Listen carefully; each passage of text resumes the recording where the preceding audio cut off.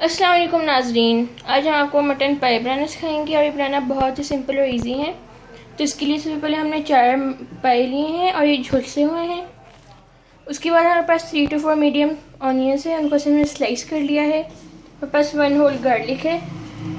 Spices में हमारे पास 1 teaspoon salt है, 2 टीस्पून रेड चिली पाउडर है, half tea spoon turmeric powder है, थोड़ी सी सिनेमन स्टिक है, 1 ब्लैक कार्डमम है और 5 to 6 क्लोव्स हैं। तो आइए देखते हैं कैसे बनते हैं। नाज़रीन, सबसे पहले हमने कुकर लेना है, उसमें हम सारे पाई ऐड कर देंगे। इसके अंदर हम ऑनियंस भी ऐड कर देंगे, गार्लिक, और हम इसमें सारी स्पाइसेस भी ऐड कर देंगे। अब जो इसमें हम इतना पानी ऐड कर देंगे कि पाई जो इसमें आसानी से गल जाए। अब पानी ऐड करने के बाद हम इसको कवर कर देंगे, इसको मीडियम हीट पे पकने देंगे जब तक पावे गल ना जाए। नाजरीन, हमने कुकर को हाफ आवर के बाद खोल के देखा तो उनकी जो कुछ शक्ल है वो इस तरह की हो चुकी है।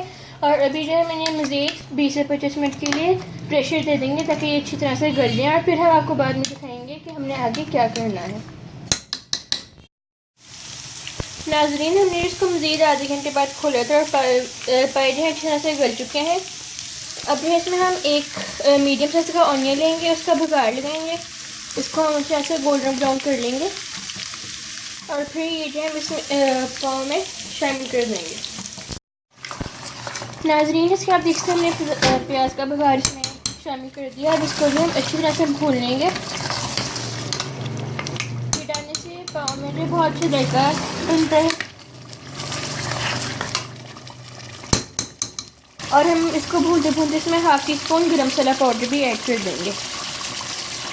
अब हमें इसको अच्छी तरह से भून लेना है जब तक ऑयल से लीक ना हो जाए।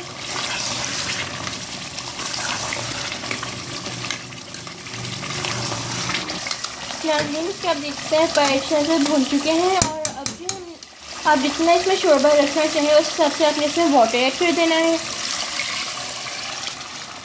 तो आप देखते हैं इसमें वाटर ऐड कर दिया है।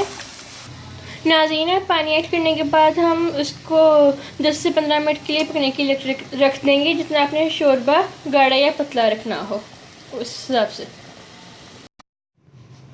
नाज़रीन, इसको पकते हुए 15 से 20 मिनट हो चुके हैं और अब जो है पाई का सलन अच्छा से तैयार हो चुका है। अब इसे मैं आपको डिश आउट करके दिखाती हूँ कैसा तैयार हो।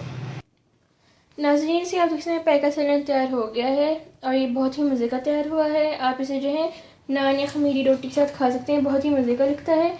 और इसको जो ज़्यादातर सर्दियों में ही पकाया जाता है क्योंकि ये सर्दियों में बहुत ही मज़े का लगता है। और नाज़रीन, आप प्लीज़ हमें ज़्यादा सपोर्ट करें, हम आपके लिए बहुत अच्छी रेसिपीज तैयार करते हैं, लेकिन आपने हमें इतना अच्छा सपोर्ट नहीं दिया।